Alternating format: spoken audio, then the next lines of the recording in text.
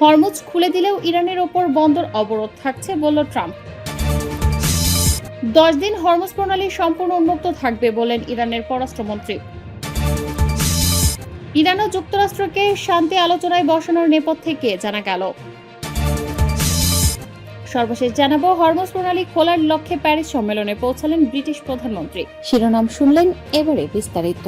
Hormuz খুলে দিলেও ইরানের ওপর বন্দর অবরোধ থাকছে বললেন ট্রাম্প। ইরানের সঙ্গে একটি স্থায়ী শান্তি চুক্তি স্বাক্ষরিত না হওয়া পর্যন্ত দেশটির ওপর বন্দর অবরোধ বহাল রাখার ঘোষণা দিয়েছেন মার্কিন president Donald Trump. White house থেকে দেয়া এই বিবৃতিতে তিনি জানান, বর্তমানে হরমুজ প্রণালী বাণিজ্যিক কার্যক্রমের জন্য পুরোপুরি উন্মুক্ত এবং প্রস্তুত থাকলেও ইরানের ক্ষেত্রে মার্কিন বন্দর অবরোধের কোনো পরিবর্তন হবে না।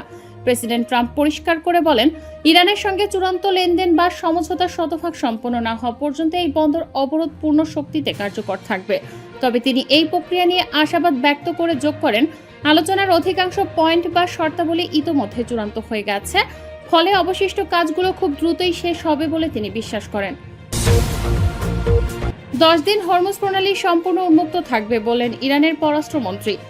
ইরানের পররাষ্ট্রমন্ত্রী আব্বাস আরাকচি এক ঘোষণায় জানিয়েছেন, লেবাননে চলমান 10 দিনের যুদ্ধবিরতি চলাকালীন হরমুজ প্রণালী দিয়ে সব ধরনের বাণিজ্যিক জাহাজ চলাচলের পথ সম্পূর্ণ উন্মুক্ত থাকবে। আন্তর্জাতিক বাণিজ্যের জন্য অত্যন্ত গুরুত্বপূর্ণ এই জলপথটিতে পণ্যবাহী জাহাজগুলো এখন কোনো বাধা ছাড়াই যাতায়াত করতে পারবে। আরাকচি নিশ্চিত করেছেন যে সাময়িক এই যুদ্ধবিরতির সময়কালে নৌ চলাচলের নিরাপত্তা ও অবাধ প্রবাহ বজায় রাখতে ইরান প্রতিশ্রুতিবদ্ধ। এই সিদ্ধান্তটি বৈশ্বিক জ্বালানি বাজার এবং সমুদ্রপথে পণ্য পরিবহনের ক্ষেত্রে বড় ধরনের স্বস্তি বয়ে আনবে বলে ধারণা করা হচ্ছে।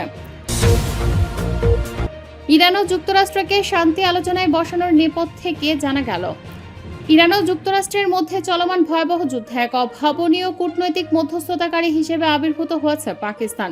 আর এই শান্তি প্রক্রিয়ার নেপথ্যের মূল কারিগর হিসেবে দেখা হচ্ছে পাকিস্তানের সেনাপ্রধান ফিল্ড মার্শাল আসিম মনিরকে। ব্রিটিশ সংবাদ মাধ্যম গার্ডিয়ানের এক প্রতিবেদনে এই চমকপ্রদ তথ্য উঠে এসেছে। প্রতিবেদনে জানানো হয়েছে, ফিল্ড মার্শাল মুনির সেই বিরল ব্যক্তিত্বদের একজন, যিনি সরাসরি যুক্তরাষ্ট্র ও ইরান উভয় পক্ষের শীর্ষ নেতৃত্বের সঙ্গে টেলিফোনে কথা বলতে সক্ষম হয়েছেন। একজন বিশ্বস্ত মধ্যস্থতাকারী হিসেবে তিনি দুই চিরশত্রু দেশের মধ্যে গুরুত্বপূর্ণ বার্তা আদান প্রদান করছেন। সংশ্লিষ্ট মহলের মতে, আলোচনার পুরো প্রক্রিয়াটি ইসলামাবাদের সংসদ ভবন থেকে নয়, বরং রাওয়ালপিন্ডির সেনার সদর দপ্তর থেকে নিয়ন্ত্রিত হচ্ছে। জাতিসংঘ, যুক্তরাষ্ট্র ও যুক্তরাজ্যে পাকিস্তানের সাবেক রাষ্ট্রদূত মালিহা লোধি এই প্রক্রিয়ায় সেনাপ্রধানের ভূমিকায় প্রশংসা করে জানিয়েছেন, ফিল্ড মার্শাল মুনিরই এই শান্তি উদ্যোগের মূল চালিকা শক্তি। আসিম মনির না থাকলে এই আলোচনা কার্যকর হতো না বলে তিনি মনে করেন। হরমুজ প্রণালী খোলার লক্ষ্যে প্যারিস সম্মেলনে পৌঁছালেন ব্রিটিশ প্রধানমন্ত্রী। হরমুজ প্রণালী পুনরায় উন্মুক্ত করা এবং ইরান যুদ্ধের প্রভাব থেকে জনগণকে রক্ষা করতে সব ধরনের ব্যবস্থা নেওয়ার ঘোষণা দিয়েছেন যুক্তরাষ্ট্রের প্রধানমন্ত্রী কিয়ার স্টারমার।